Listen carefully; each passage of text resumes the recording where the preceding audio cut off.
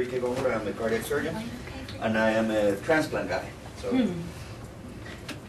my job today is to give you kind of an overview of where transplantation is today, mixed with a little bit of history and mixed with a little bit of results, so everybody knows what transplantation is doing, and more importantly, kind of an overview of the devices that have been available, are available, and so it's an overview of a lot of stuff. So hopefully it'll be interesting for you. One question for you, Doctor. Yes. Is it possible for me to get a copy of your presentation? Yes, absolutely. Okay, good. So I'll have Shannon can send it to me. So thank you, sir. So why is transplantation and mechanical support still relevant? More relevant now than ever. And as we see here, is we're an aging country. We're aging more than any other country in the world. So if you look at in 2030, about 1 in every 4 Americans will be older than 65 years of age. So that's something important to know. So that segment of the population the U.S. population will grow by 20% in the next 20 years, but the age group 60 or older will increase by 61%. So there's a lot of people over 60, and since we know that heart failure, the prevalence of heart failure is more common in older people, and if you can see divided by males and females ages 60 and above, you can see that if you look at what the prevalence of heart failure is, there's going to be about 7.5 million people with heart failure in the U.S. 7.5 million with heart failure of all degrees of severity. So if you are conservative and you say that there's only 1% of the patients with heart failure have the most severe heart failure, only 1%, which is actually more like 5%. But being conservative, only 1%. If you take the projections, by 2030 there'll be 75,000 patients that will need end-stage heart failure. So that's something important to look at. This is what some people call end-stage heart failure. Now cardiologists and the medical community, they call it stage D heart failure. And these are different stages. Stage C is symptomatic heart failure, people that have heart failure at home and are dealing with it with medications and the like. And these are the different medications that we use. And it's a nice diagram that looks like it's like a ladder, and the ladder is going up. And if you look at stage D heart failure right here, there's only very few things that we can do for stage D heart failure. Transplant, ventricular assist devices, IV inotropic support at home, or hospice. So I always tell the cardiologists that they make this graph too nice because it's a ladder and the ladder is going somewhere, but truly it's going nowhere. It's more like walking the plank. Because if you have heart failure, if something is not done at the end, you will die from heart failure. So the goals of the heart failure team are to manage the medical therapy of those patients, to triage the patients to the appropriate care, who needs a transplant, who needs a valve, who needs inotropic support, who is too far gone and is not a candidate for therapies, which are extremely expensive. In the sense, in transplantation, you're actually looking at competition for the same organ because there are not enough organs to go around.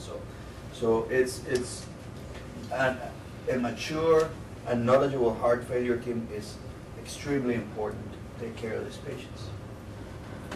As you all know, it's a multidisciplinary team, and you have been in contact with each one of them, and so no single person can take credit for all of this. It's a community type of approach.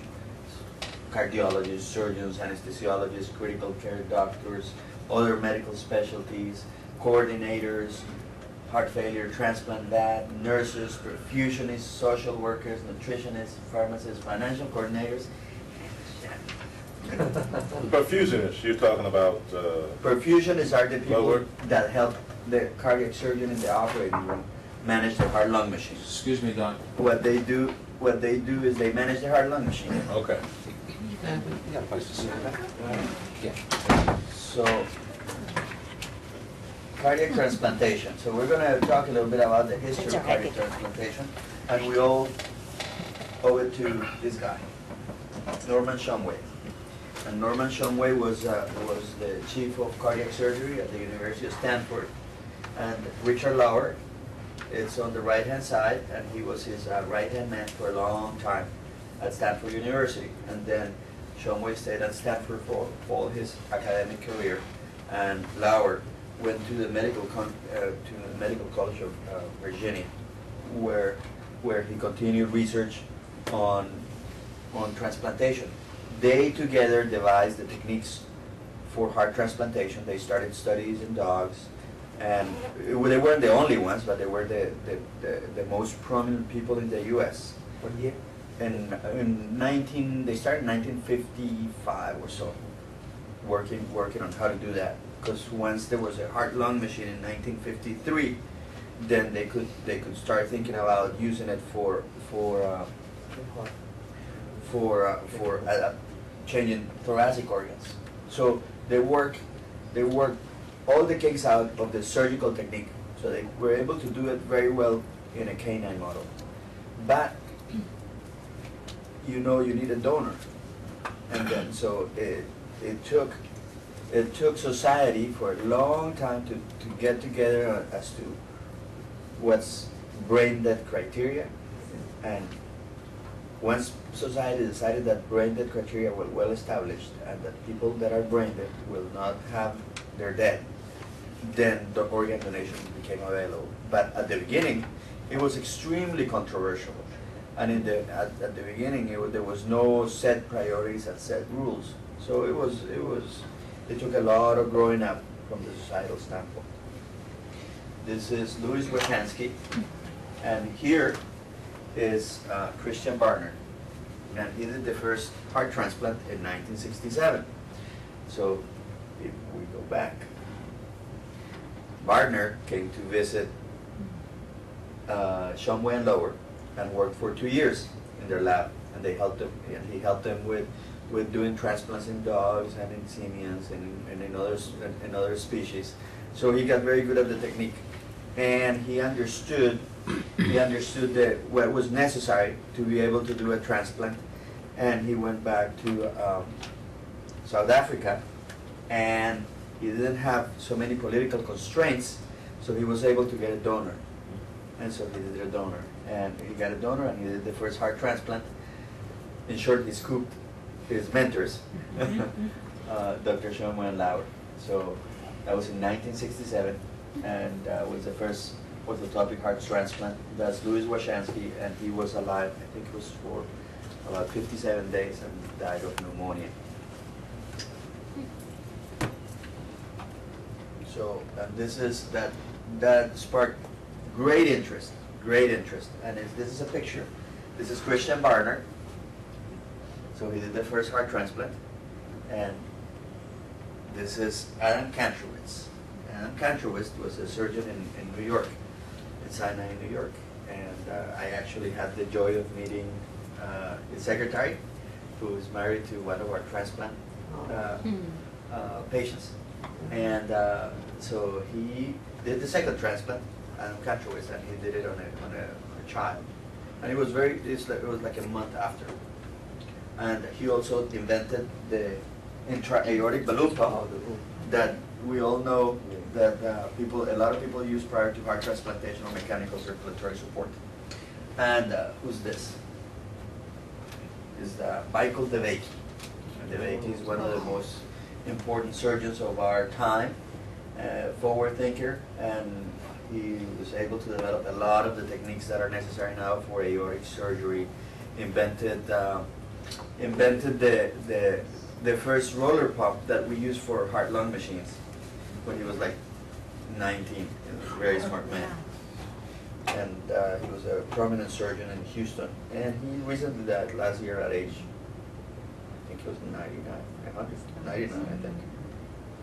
He actually had an aortic dissection, which is a pretty big problem, and he had an operation for that at age 91. Probably is the oldest patient of an aortic dissection. And it was funny because he actually described the types of aortic dissections. And he did well, he actually survived. So just because there was a lot of interest and because the first transplant was done, that didn't mean that we were able to do it and saw it in, didn't mean that it was successful clinically. There were hundreds and thousands of transplants done in the next intervening 5 to 10 years. And unfortunately, the survival was only about 2 years, 1 year to 2 years. We didn't know why. We thought it was rejection, but we didn't know the mechanisms of rejection.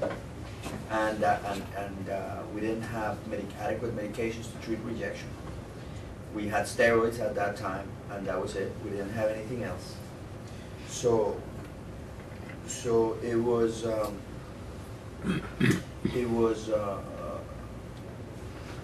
relatively futile therapy, and society became dismayed, and most hospitals in the U.S. actually put a moratorium on heart transplantation, and heart transplantation was no longer done.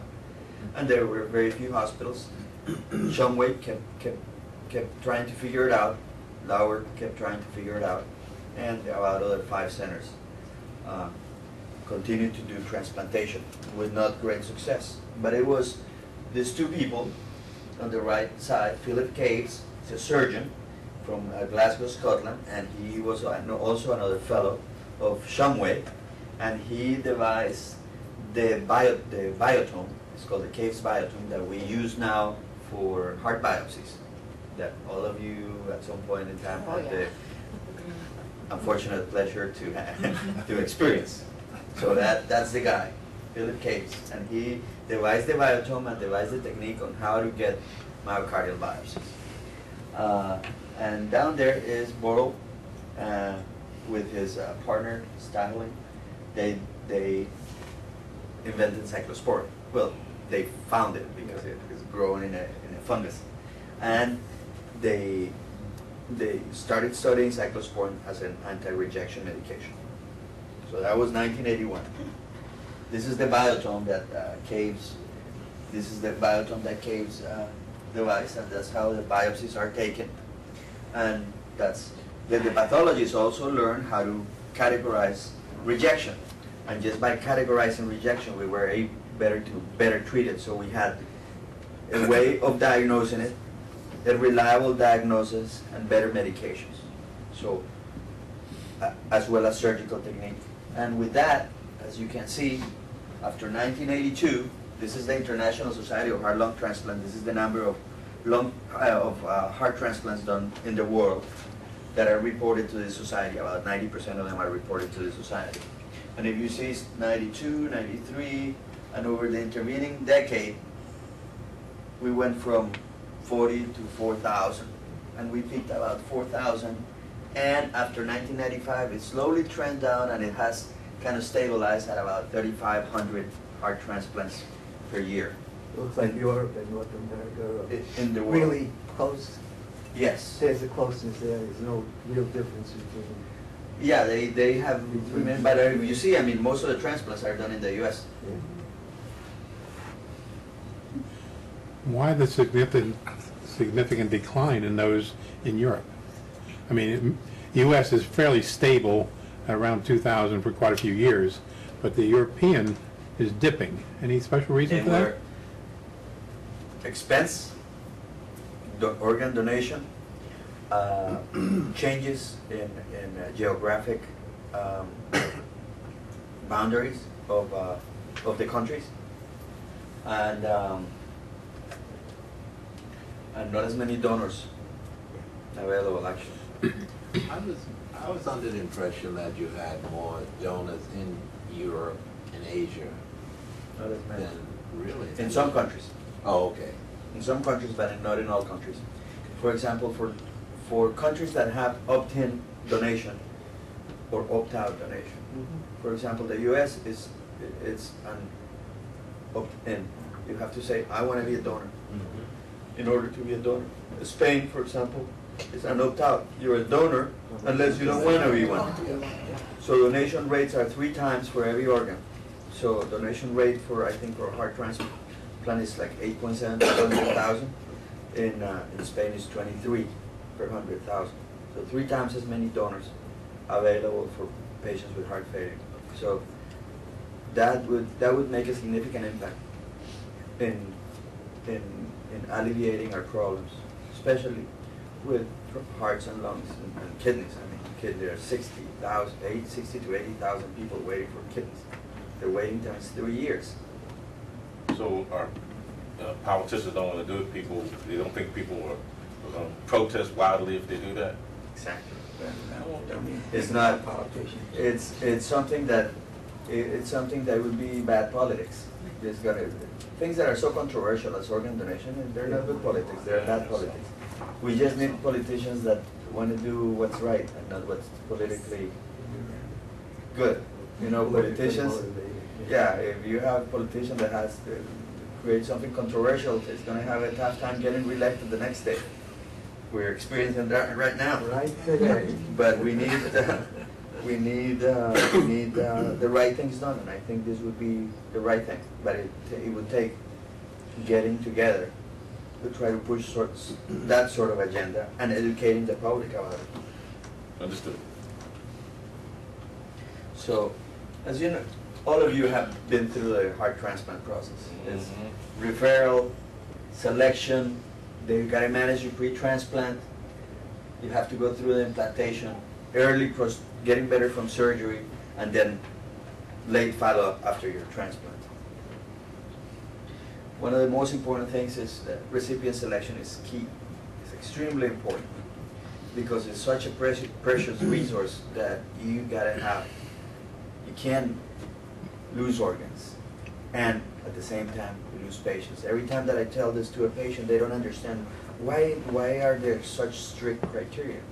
And I tell them it's like people standing in line, and then there's 1,800 hearts or 2,000 hearts a year, and there's 3,600 people standing in that line. Those people standing in that line, they all do everything they can to get a transplant. They did everything that they could. So, and if an organ is given to somebody that is not going to take care of it, not only 3 people died, it's the only thing that happens in which you can have 300% mortality. The donor died that gave his heart, the recipient that didn't take care of it, and the recipient that could not get it. So it's extremely important to have adequate selection. And we have to get a grasp of this concept of survival benefit, because the sickest patients will derive the most survival benefit, but will also have the highest mortality. So if we wait until people are extremely ill, we will save more patients, but we will lose more organs. So it's important to find the right location, the right time, the right patients. So there's a whole bunch of contraindications for transplantation that I don't want to bore you with. And it ends up in, after you get presented and you get given a status of how urgent your transplant is. And the transplant is either 1A, 1B, or 2. Status 2s are at home, walking around on no meds. Status 1Bs are usually at home with intravenous milrinone, which is ordobutamine, that everybody has probably experienced. Now also patients with mechanical devices that are stable and they're home and they're getting stronger, they can also be status 1B, and by and large they're all status 1B. They do get 30 days of maximum priority, and they during those 30 days they can be status 1A. They also can be status 1A that have complication from their device. They also can be status 1A if they're on milrinone and they're not candidates for a device, but you can maintain them in the hospital with special monitoring. Or if the patient is on a balloon pump. So status 1As are the sickest of the sick. So you see, these are divided by statuses. Status 1As are here, status 1Bs and status 2s. And this is in 2000 to 2008. And you see that we have been getter. This is annual death rate. Deaths on the list. That's what that means. And they're less and less and less, which means that we're getting better and better at taking care of these patients. What has made this difference? Devices. Mechanical devices have allowed us to have this change. This start here in 2006, there was a change as to how the organs were allocated. And we said, we're going to allocate it to the sickest patient within a 500-mile radius. We're going to give it to the sickest patient, just like we saw that graph before. And that also had a significant impact on mortality, getting the hearts to the sickest patients so that those patients won't pass away. And how about our pharmacies, drugs and things like that? That's all improved. It's improved our they're the same drugs, but it's improved our understanding on how well we can take care of patients with the same drugs. Oh, okay. There's some of the medications that have improved, but they're not. If you look at the medications, they're the same medications that 10 years ago. They're just, we're just better at using them. So then after you're selected, then you get, it's time to have your heart. And you get the implantation, then the heart that doesn't work comes out, the new heart comes out of the bucket, and over there are the surgeons working on getting the other one out, and then you fix it and implant it and sew it in, and that heart is this heart over there. After it has been put in. That's kind of simple. Yeah, it's just sewing. So this is how we sew them in. And you see these are the main vessels. This is the superior vena cava, inferior vena cava, which are the veins that return blood to the heart. And this is the aorta, which is the main vessel of the body, the main artery of the body that comes right out of the root of the heart and gives the branches to the brain right here and the arms, and then it keeps going behind. And this is the pulmonary artery, which gives the blood flow to the lungs. And then not seen here is the left atrium, which is how the pulmonary veins, the pulmonary veins return blood to the heart. So there's 5 things that we hook up: the left atrium, the aorta, the pulmonary artery, and the 2 veins, the IVC and the SVC. And the process can be done in about an hour or so. But it takes all the process of putting the heart in takes about an hour. But the whole process takes about 6 hours. From the process when you get the heart transplant surgeon gets the first phone call about a possible donor, usually it's about a 24 to 30 hour process. So these are the number of annual cases. This is to 2006, and it's about 2,200. Truly, it's now in the last 5 years, it's been about anywhere between about 2,000 to 1,900 heart transplants a year. This is for a country with 300,000 people. That's not that many. Our transplant rate is not very good compared to other countries, and it's I don't know. I think it's we don't trust our healthcare system. Probably some of it. We maybe are not knowledgeable enough about organ donation, or maybe we haven't been making us enough noise to be able to capture the attention of society as a whole. But I wish this could improve. If you look at deaths on the waiting list on heart transplant, if you look at all the waiting lists, it's about 18%. 18% of people that get on a transplant list don't make it a year because there's not enough organs. And it has changed between 13 to 18% every year for the past decade. Your chart is up to 2006, that's 6 years ago. Anything that you're really seeing differently in the last 6 years? No, last year was 1,900. It's Yeah. the same. This is survival, and this is survival up to 3 months and 1 year. This was for 2005. Now the 1 year survival is up to 89.5%, 1 year. But if you look at 10 years, it's 52% survival. And actually, if patients can survive the first year after heart transplantation, actually the median survival is up to 14 years worldwide. So 14 years, 50% of transplanted patients are alive. But I don't have to tell you what it takes to be a good transplantation. You all know. Yeah, It takes, it takes knowledge, it takes commitment, it takes good communication with the healthcare system, it takes you, exactly, And family, compliance. support, compliance, understanding, and luck, you know, unfortunately, because sometimes we can't help. So it requires a whole lot of things. So there's a lot of barriers to heart transplantation, even though it's the very best treatment that we have for heart failure patients. We have a limited donor pool, and we haven't made a lot of change in the past decade, and I don't see I don't know, unless we have a good politician that wants to take this cause on, that I don't see how that's going to change. And it requires a group of them. Cheney, you don't think Cheney could help?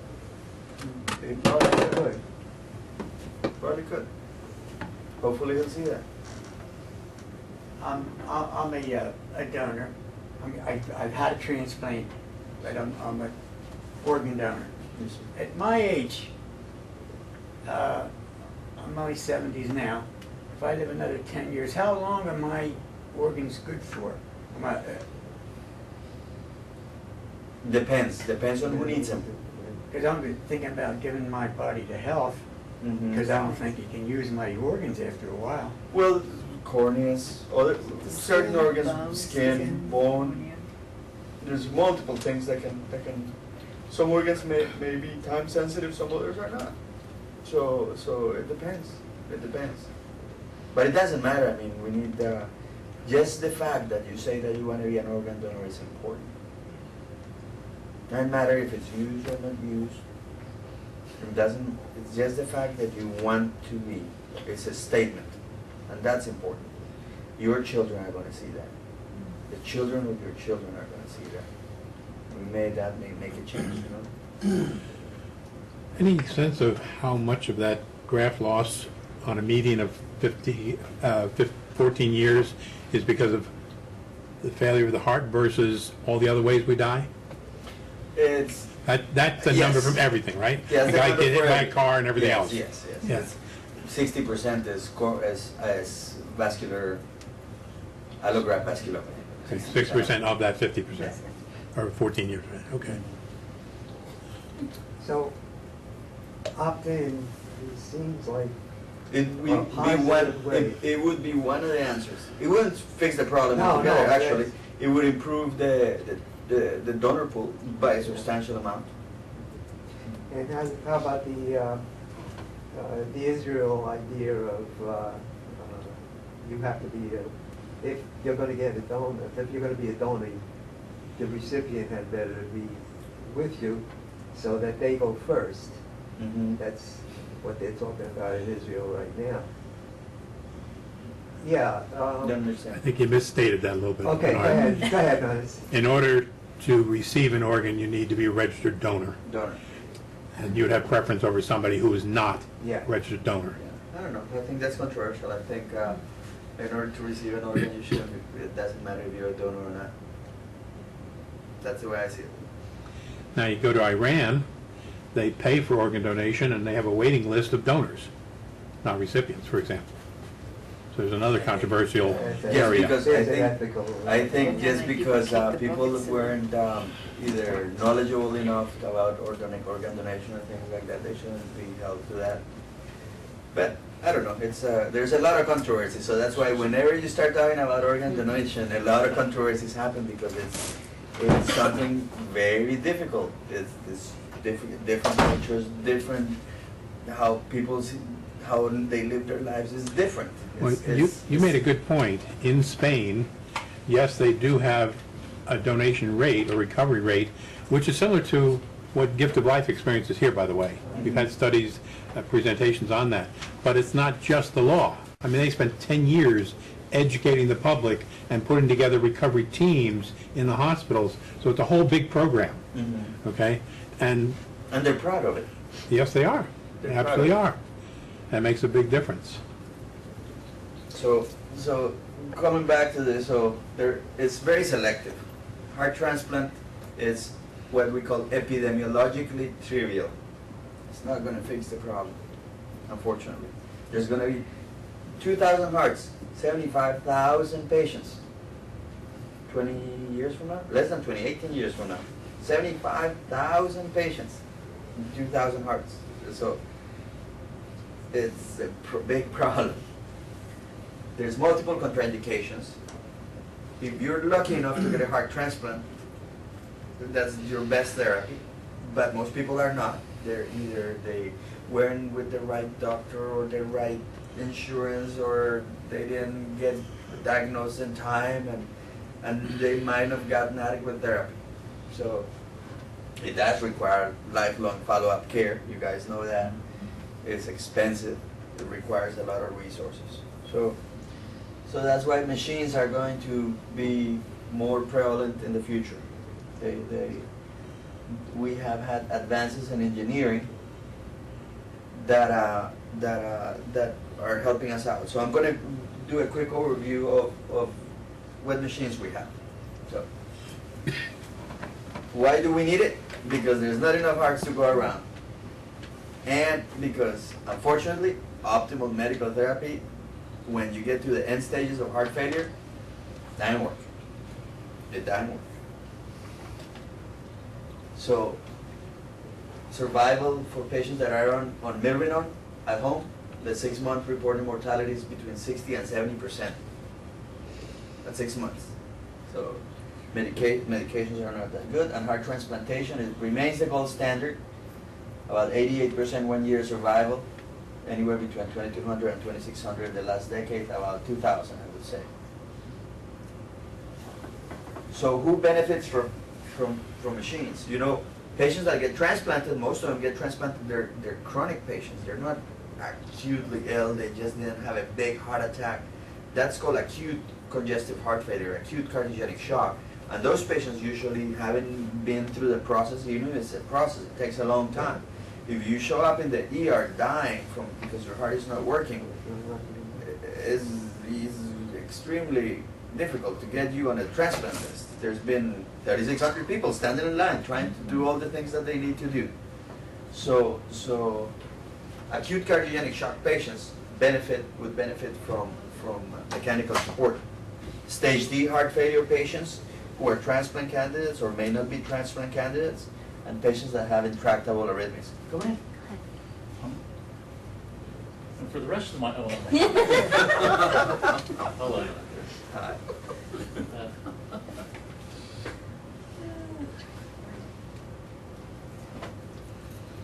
So, what are the goals of mechanical circulatory support?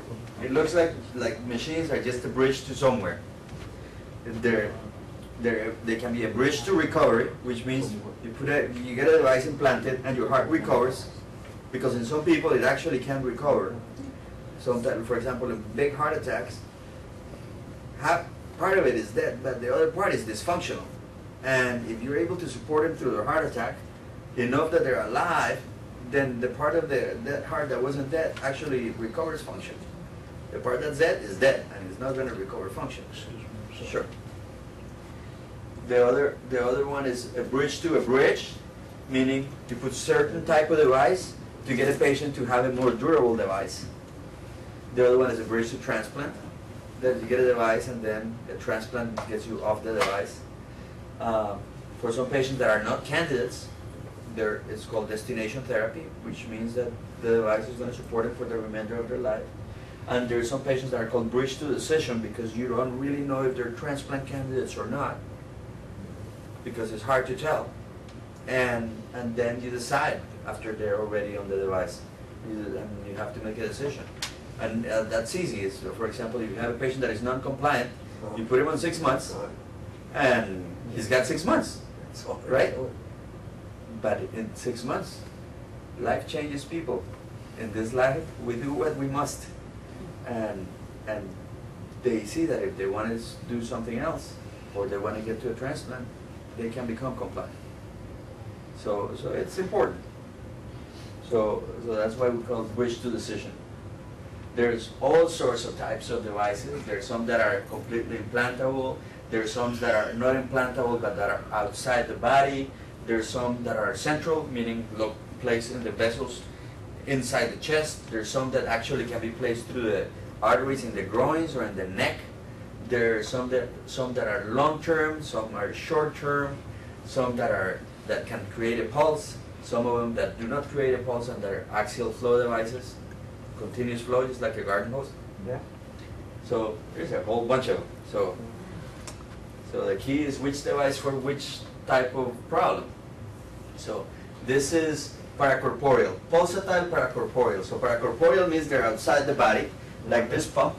You see belly button, and you see cannulas that drain blood, and they go into a sac, and that sac has a pneumatic driver here that injects air into the sac. So the air displaces certain mass, so the blood gets ejected just because the air inflates and deflates, inflates. So that's called an albumet. This is a Thoracic pivot, which has kind of the same sort of issue. This is an older type of pump. This is a device, a new device called the Impella. It's a little catheter. It's a little catheter the size of my pinky, and it can be placed through the axilla, through the femoral artery, or actually I place it on some patients through the axillary artery, and then you get it so it goes inside the heart. Yes. So this is the left ventricle. So when the left ventricle is not working, if you get it inside the heart, it sucks blood through here and pumps it out here. And it has a little rotor right there that is like a little blender.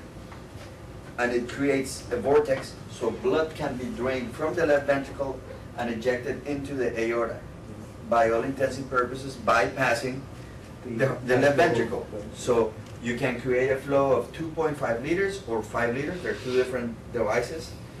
The one that is 5 liters actually is enough blood flow, is the blood flow that you have right now, 5 liters. And it can support a patient through a difficult issue like a heart attack or things of that nature. Or can support a patient that has congestive heart failure to getting a device like a HeartMate 2.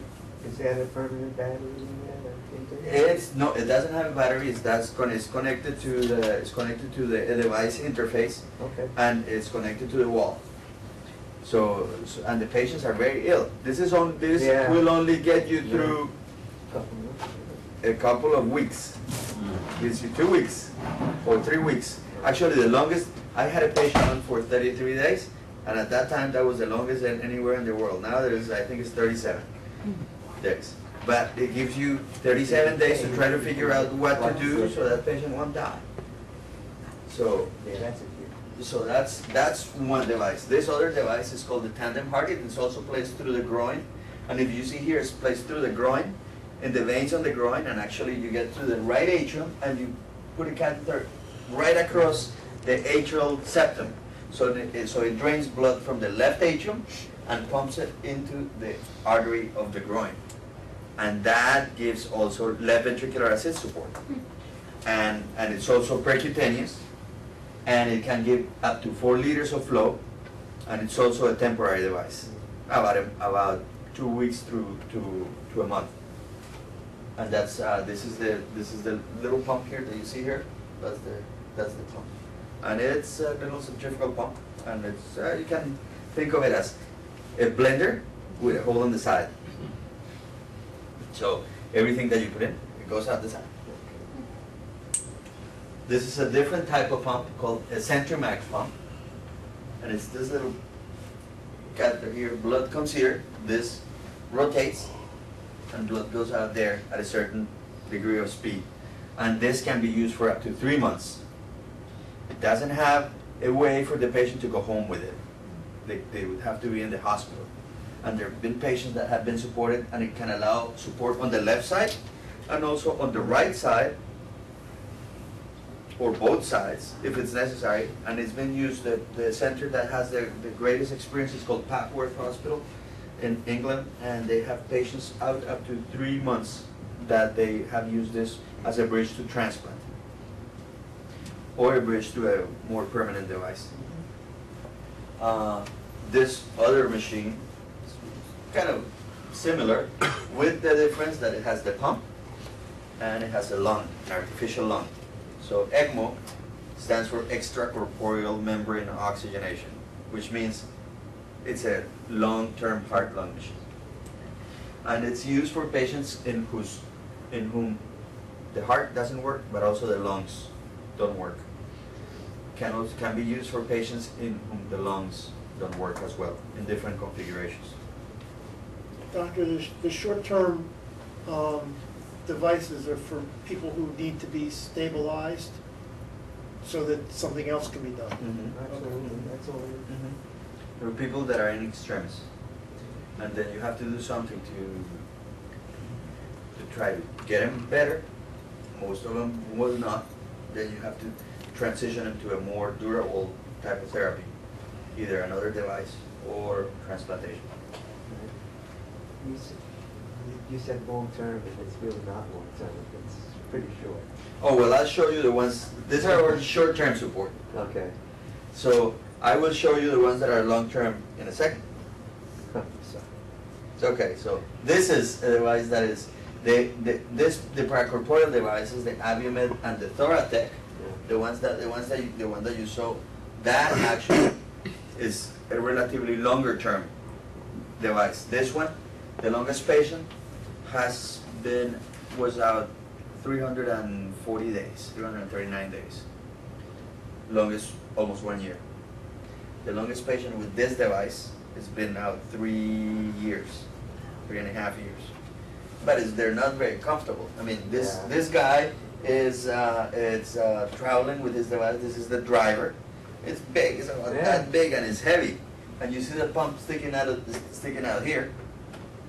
But that was the device that he got at the time that he got it. So most now, if we can, unless it's a situation in which it's life or death, or the patient is going to the operating room doing chest compressions, we tend not to put those devices if we can, because they're not as comfortable and because they have other issues. If you can get an implantable device, that's what we try to do. You would think with the idea of technology now in computers, how they've reduced the size of these things, and why not put that same idea to reduce the size of... It will happen. That will happen. It's going to happen. That's going to happen. We're actually moving away from this type of technology to technology that can be easier, that can be implanted. And then we use this only in times that it's necessary to use it for certain disease processes that require it. So what we try to use are implantable devices. And this is yesterday. These are the implantable pulsatile devices. As you know, the heart pumps. By pumping, it creates a pulse, meaning a higher pressure and a lower pressure, higher pressure and a lower pressure. That's what we feel when we take our pulse. It's the pumping ability of the heart. So at the beginning, we thought we're going to do the same thing that the heart does, and we're going to pump blood. So these two devices were the first devices that were devised for that type of issue. This is called the NovaCore pump, and that was created in Stanford. And this is the HeartMate one, which is created by a corporation called Nimbus that was affiliated with the University of Pittsburgh. So you can see the size of the devices. This guy's hands are not small, and you see that device was pretty big. You can see the size of a HeartMate one. They're very big devices. a lot of moving parts. A lot of moving parts. And mechanically, if you think about it, the heart beats 70 times a minute, right? Just multiply that for 60 minutes an hour, for 24 hours a day, for 365 days a year. So it's about 440,000 sequences every year. So they wear out. A lot of moving parts equals the devices wear out. So that was and this was the first device. The HeartMate 1 was the first device that was studied for heart failure patients. Then we have moved to the axial flow devices. And axial flow devices means devices that do not create a pulse. They're devices that create continuous flow, just like a garden hose. I equate it to a faucet. You open up the faucet a little bit more RPMs, you get more flow. Less flow. So, and you can see the difference in size. If any of you have seen what a HeartMate 2 is, you can actually grab it with one hand like that. And you can see the difference in size. So smaller and smaller, less moving parts. Less moving parts means less wear and tear. So now there have been patients supported with this device up to 8 years with not a single report of device failure on the mechanics of the device. But other things can fail, like the drive line, but the device per se will not fail. So if you see here, this is a HeartMate 2, and this is how it gets implanted at the apex of the left ventricle with a graft that goes to the aorta, achieving left ventricular assist support. These are two other devices that are getting studied right now. One is called the Jarvik 2000, and this is the size of a C battery, and fits on the palm of the hand. With the same design, it will be implanted here, and this graft gets sutured to the aorta. And this other device is called the Micromet DeVakey, and it's also sutured. They're all sutured the same way. Yeah. The apex goes to the aorta. And they all have different designs issues and design flows. The Micromet DeVakey was the very first one that got started as axial flow device, but it's had a lot of issues with creating clot here in this corner, so they have been changing the design, and it takes a lot of work in order to be able to get one of these pumps right. This is what is going to be the future. And then these are what we call implantable levitated centrifugal ventricular assist devices. What do we mean by levitated? That impeller, if you think about a blender, Yeah. instead of being attached to a point that makes it rotate, it's not attached to anything. It's suspended in air. But actually suspended in blood. It's suspended by magnets. Oh. And the magnets make it rotate at a certain speed that we tell it to rotate. And by not being in touch with anything, less wear and tear. So greater device durability. And if you see, this compared to the HeartMate 2 is even smaller. Even smaller. So instead of having an incision that requires an incision in the chest and the abdomen, with only an incision that will be in the chest. This is one that I implanted at the University of Pittsburgh. And you see here, it's only, you see that's the heart, that's the tip of the heart, that's the device on the tip of the heart, just like a little battery on top of it. And then this is the graft that's going to get sutured to the aorta, which is over here. These are other 3 devices that are on the pipeline. Some of them, for example, this device was an excellent device. They ran out of money. They ran out at $60 million. And so the device is no longer getting worked on. The company went down. That device, the HeartMate 2, the company is paying $147 million to do all the testing and all the studies and everything that brought the device for FDA approval so it can be implanted commercially in patients. So that's why it's so expensive. That's why this therapy requires financial planning and who does what and when and who's going to pay for it. It's very complex. So these devices, well, if you look at them, when they become commercially available, they're in the range of $80,000 for a device that has one moving part. A Porsche is not that much, and it has a lot of moving parts. And if you take care of it, that's like 16 years.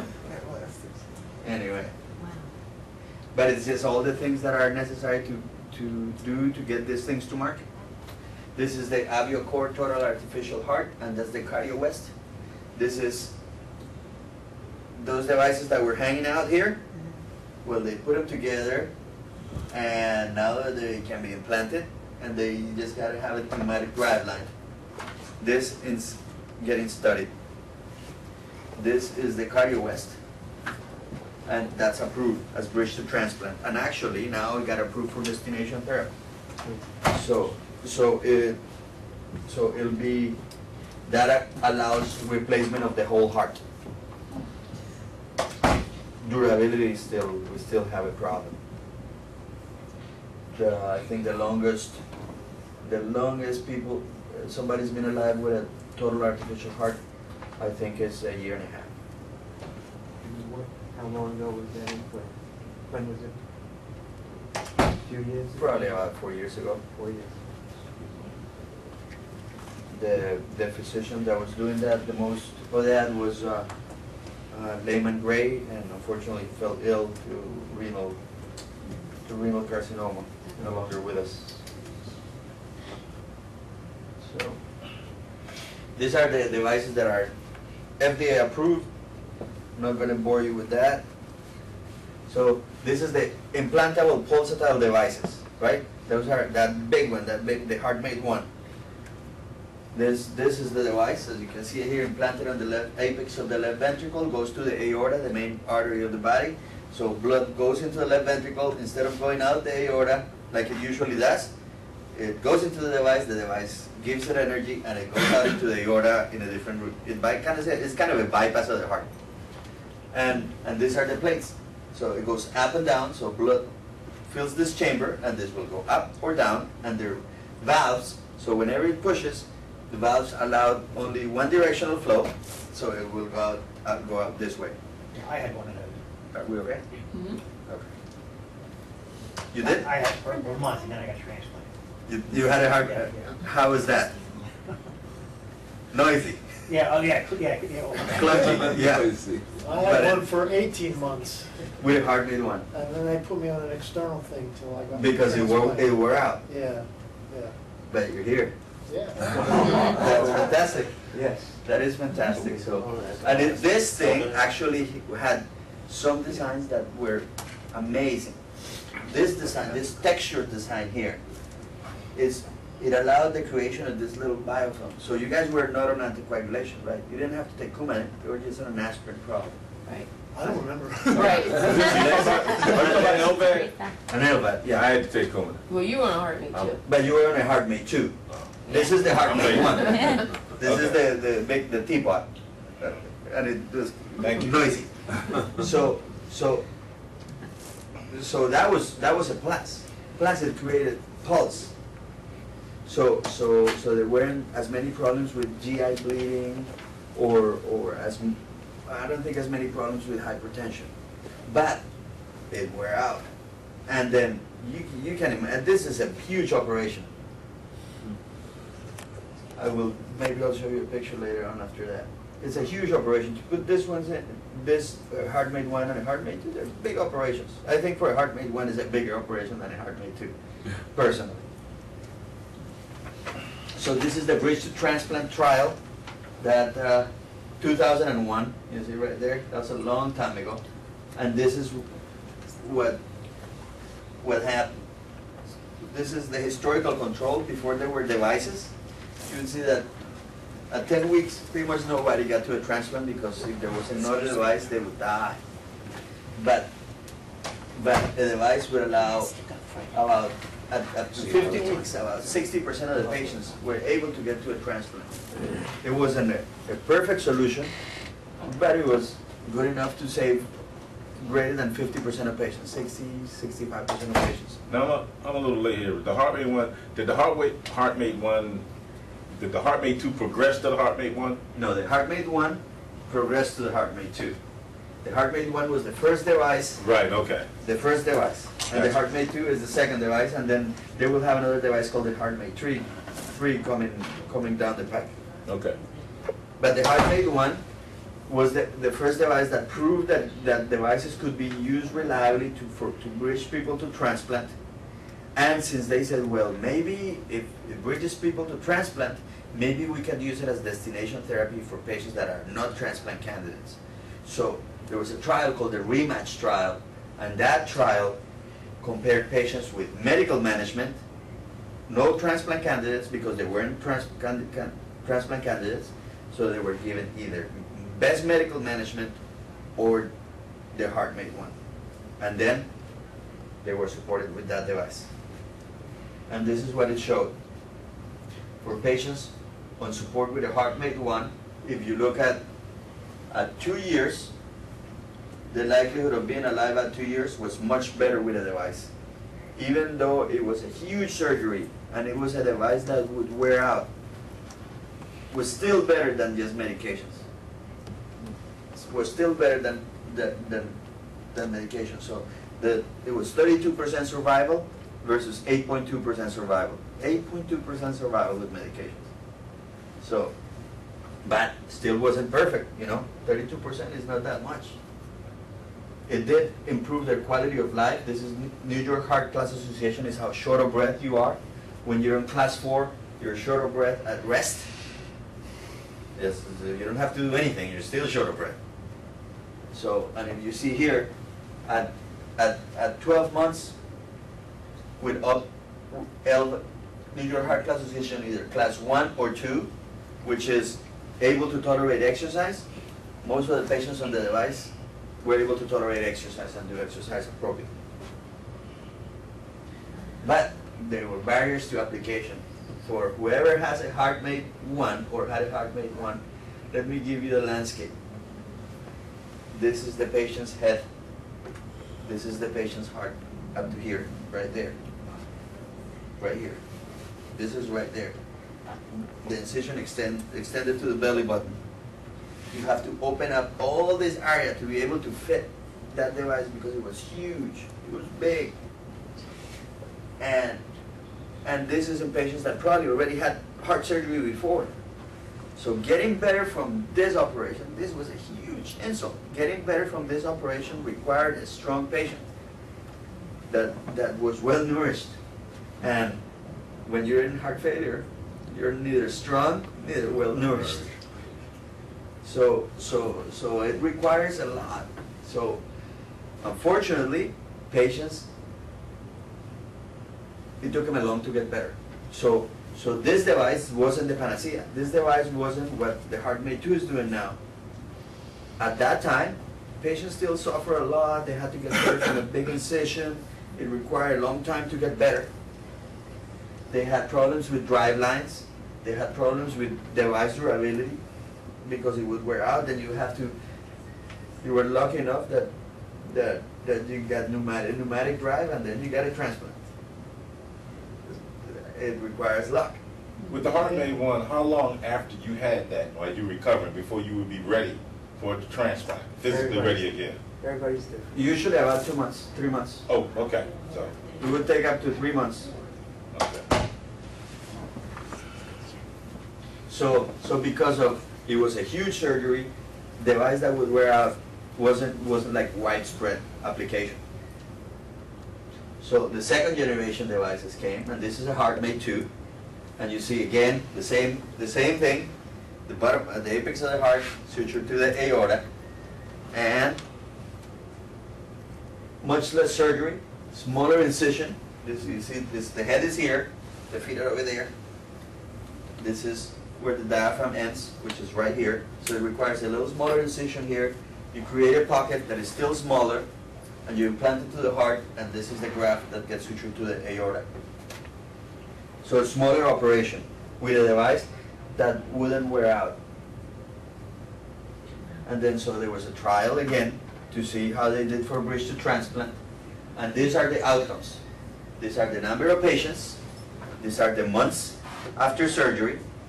And this is how they did at 6 months. So right here is 6 months. So 79% of the patients were either transplanted or recovered or still on device support. So 79, almost 80% of patients at 6 months were saved, compared to 60% with the previous device. So that's improvement. Improved survival by almost 20%. Functional status, at 3 months, almost all of them were either class 1 or 2, with very few at class 4. When they all started at class 4. And then for patients that were not transplant candidates, there was another trial done with the HeartMate 2. And if you see here, this is all the problems, all the complications. Stroke, bleeding, infection, right heart failure, all the complications. If you look here, HeartMate 1 and HeartMate 2. If you're on this side of the line, that means that this is better. So if you look with all the complications were better with the HeartMate 2, less complications. So a more reliable device that requires less surgery, that gives you less complications, that translates into better survival short term and better survival medium term. The quality of life, was very good. And if you look at here, this is a survival of where we have been. So this is medical therapy in that trial that was in 2001 with at 8% at 24 months. This is with the HeartMate 1 pulsatile flow device, and the survival was about, at 2 years, was about 32%. With the HeartMate 2, now the survival is about 60% at 2 years with a HeartMate 2. And it depends on patient selection. It may be that as time goes by, the survival would be better at 2 years, and it would be probably about 70%. The survival has been getting better and better as we implant more and more devices, and we learn how to take care of them better. So if you look at a device now, compared to transplant, right? Transplant had a 90% 1 year survival, and about 2 years is about 80%. Devices are catching up. They're about 2 years 70% with about 2 year 80% with a transplant. But this, I caution you, this curve ends at 2 years, not 3 years. The curves for transplant are up to 10 years, 20 years. We know what happens with a transplant. So when a patient comes and asks me, Furnace, what do you think? Why is the transplant? I'm like, if you're lucky enough to get a transplant, the best thing for a heart failure patient, in my heart of hearts, I still believe that is a transplant. So hardware, this is the newer device. It's going through trials again, just like the other two did, and they're ongoing. A bridge to transplant clinical trial and a destination therapy trial. The bridge to transplant clinical trial was just recently reported, and it was the survival was 90%, 89% at 6 months for bridge to transplant, compared to 80, compared to 60 before. So small with this device, with the hardware, still smaller, even smaller operation. About smaller operation translates into less complications, and that translates into improved outcomes. There's certain mechanical issues with the device. This device has a little higher stroke rate than the other device, just because of the how the device mechanics of it. So it's a risk benefit. Who gets in the future, who's going to get X and who's going to get Y, is going to be interesting on how we are going to figure that out. So in conclusion, is the heart failure burden, you can imagine it will continue to increase.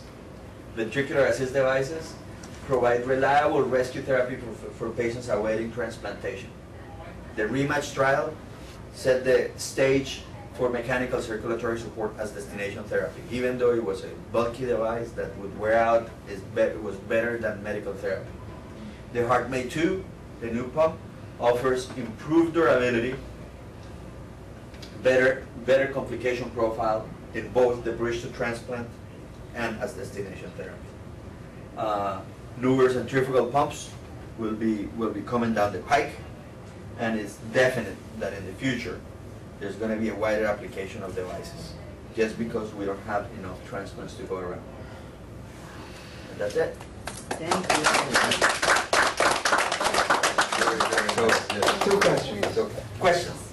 Go ahead.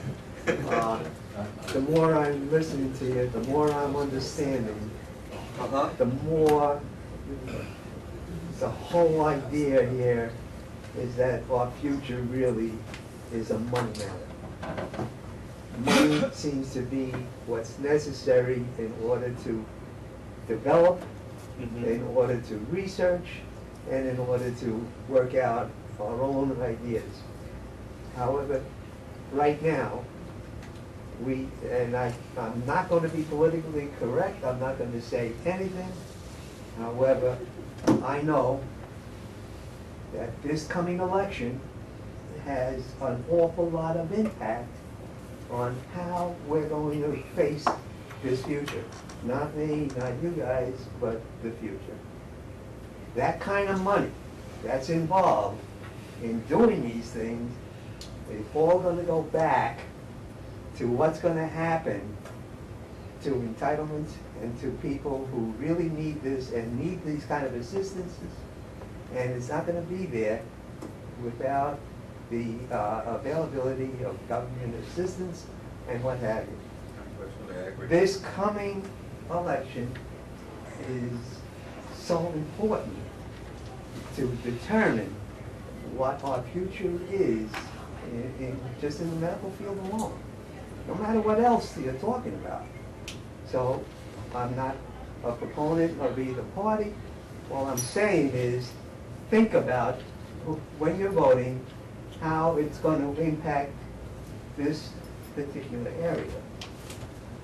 My second point is going to be that I've been arguing with Dr. Eisen for 3 years, but I really feel that there is a potential in the body taking care of itself somehow, some way. These new ideas in stem cells and reproducing your own muscles with your own, there is a real future in this. Hello, this is Dr. Gongora. And I'd like to think that maybe that's our hope. This is incredible. We all knew that the baby boomers were coming and they were going to get older and older. However, here we are, and we're facing these things. We haven't really made any big strides in developing new donors. And that's been flat for years and years, and I don't know how much more we can do. But I think there is a hope for the body rejuvenating itself through stem cells, through your own stem cells. We've read already where the muscles of the heart can actually be rejuvenated to a point that you don't have to worry about these things. I realize that it's out there, but they've made some good strides on that. It's not going to help me and you, but I'm thinking hopefully there is a future to offset these kind of flat things that we're seeing now. I'd just like his comments on what he's seeing on that end. Sorry. No, it's all right. I'm thinking of the stem cells and the body rejuvenating itself. We've already seen. I think that's going to work, but that it's requires still away. a lot of research, and in order for that that's- to be to be reality, is probably 20, 30 years away. So Doc, Let me put it in perspective. That HeartMate 2 that was just approved by the FDA in 2010 as destination therapy. The first implantation was in 2000. And the concept, the first implantation in man, the concept was in 1990. It took 20 years. It takes the device 20 years in the road of what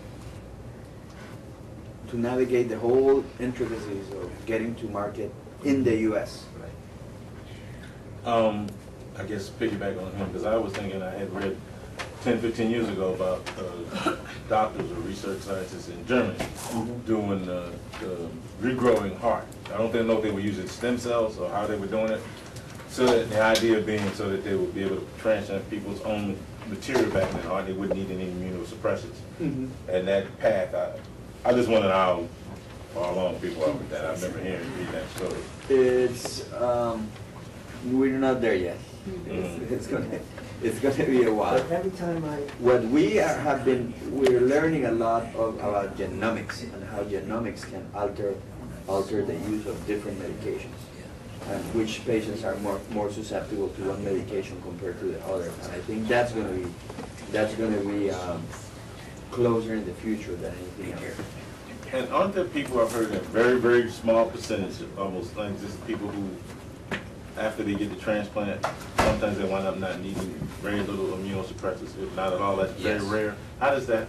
Well, it works, for example, for liver patients, 30% of them require very, very little immunosuppression. And we thought it was because the liver is a privileged organ that is not as immunogenic as the heart or as the kidneys. So, and it may be that patients, the way they have been exposed, the body develops mechanisms by which they are able to tolerate foreign tissue without rejecting it too much. For hearts, some of that has to go on in patients that have had a transplanted heart and have been alive for 25 years. Because they keep going. They keep going. So the body gets used to it. Fine. It's like, it requires less and less medications and less now. and less medications. The mechanisms by which that happens, we don't know yet. But we think that our patients that may have more antibodies against different organs and against different HLA particles. Some of them actually, they're preventive. We all thought that all of them were bad. But some of them are actually preventive, and we're still trying to figure out which ones are which ones. Okay. I just keep hearing money as the problem. I swear, I really, It takes- every place I see. Yeah, absolutely. I mean, it takes a lot of money to try to get these ideas from. I have a question. So, I know we're all talking about the STEM research and stuff, but on these assist devices, how long can a patient usually last? Because I know you told us that it was like a bridge therapy or a destination therapy, but can patients live off these devices? Yeah, for an extended period of time. On the HeartMate 2, the guy unfortunately he died recently, about 5 months ago, he was out 8 years. 8 years. That's a long time. Did he die from heart-related complications or? That they didn't disclose. Okay. So, probably. So I guess Probably stroke. that's what I'm asking. So is the future going to be more towards mechanical assist devices, or? The future is going to be more toward mechanical assist devices, just because I don't think it's easier. Let me put it this way: it's easier to create a device and implant it in the heart and figure out all the mechanics of it than to change culture. R&D, research and development, get into it. I don't care how many pharmacies you're gonna work in, nothing is more important The than things this. that limit mechanical circulatory support, if we figure out there are two things that need to be figured out for machines to become pretty equal to transplant. One, is we have to get rid of the driveline. That driveline that comes out of the patient's belly. That's a problem, because infection gets through there.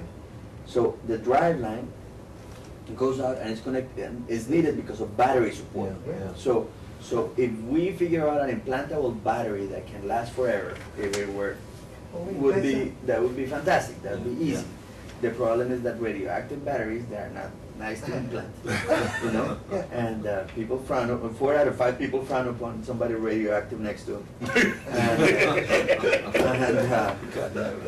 And so there are other ways of figuring out the batteries. There's a kid at Carnegie Mellon. He's a bio, and he's like 26, 27, and he figured this out, that there is a way that you can power light bulbs by transmission of energy between 2 plates.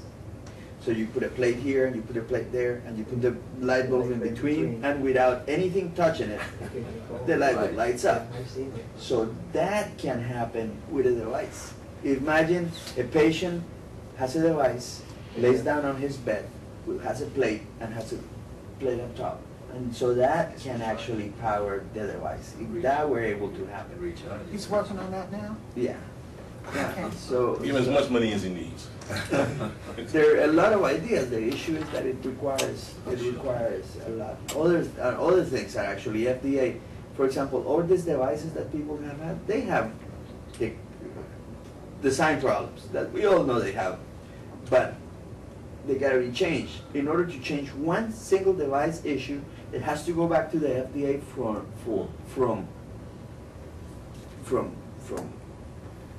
proposal 1. So they don't want to change X, Y, and Z because they spend another $70 million trying to prove that, yeah, it's obvious that doesn't work. We got something else. So there are regulations and it's a lot. Well, dumb question. Could they try that someplace like in Europe where they don't have as many They do regulations? now. and then All bring the it back devices, here? all these They do. devices were tried in Europe already. I bet they were trying to do Okay. it. But even to they were tweak them tried again. and they were tried in Europe already, and they've been shown to work, and the FDA still wants us to make sure that we do it, because populations are different, Yeah. and you have to be able to trust that what they said is actually truth, Absolutely. Yeah. and that somebody didn't get paid the enormous amount of money to say, oh yeah, this works, and then it doesn't. You know, so all those things are protections for the community and society as a whole, but in a big part, it also You're losing people. impairs the speed of development.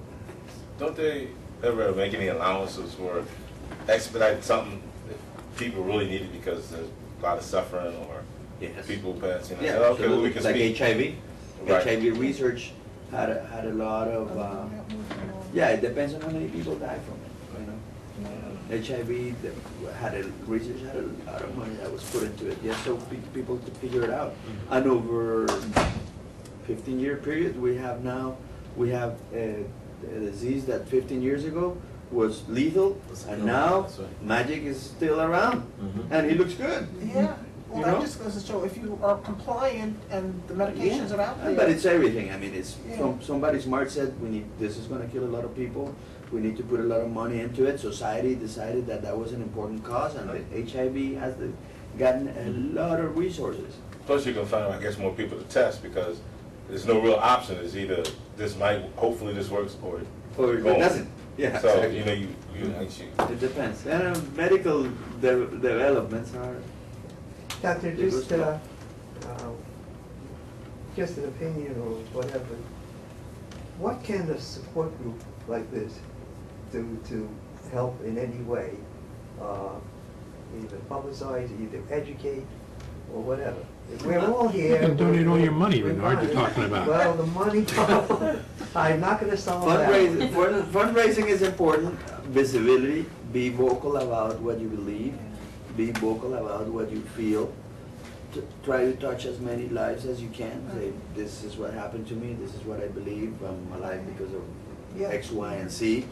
And network but expose your ideas and try to get together with people that are like-minded and think big. Because nobody ever did anything good without thinking large. Yeah, Yeah. think out of the Plus, I know, box. like, And the they got different a box lives. and try to Imagination. contact as many Right. people. I mean, if you guys just get together 5,000 signatures and send them to Cheney and say, we need you to Right. change. You need to be our champion. You know, even like local schools, high schools. But if you, I'll bet you money that he hears Yeah. it, but if he gets a letter with 5,000 signatures, he's gonna say, wow, you know? And he may say, maybe I need to talk to some other people. Because Cheney has been there, done that. Been there, done that, and he has Absolutely.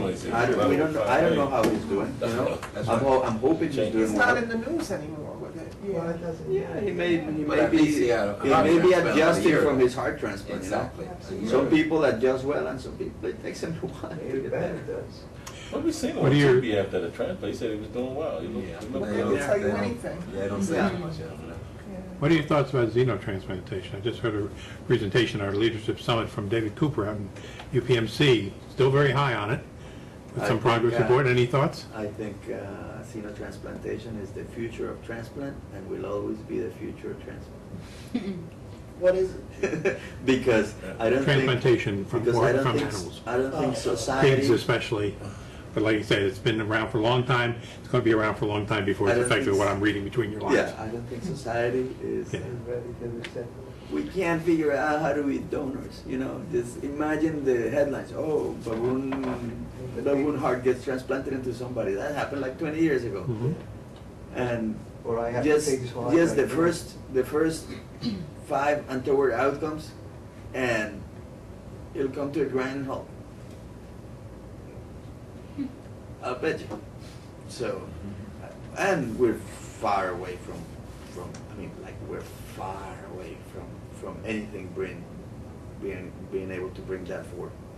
I had the opportunity to be trained by one of the guys that was interested in that therapy, Chris McGregor, and he has the largest xenotransplant. He had the largest xenotransplant program in the world at Mayo, and then he moved to England, and he had baboons to pigs 5 months out. I think 4.5 months out. About that was 5 years ago.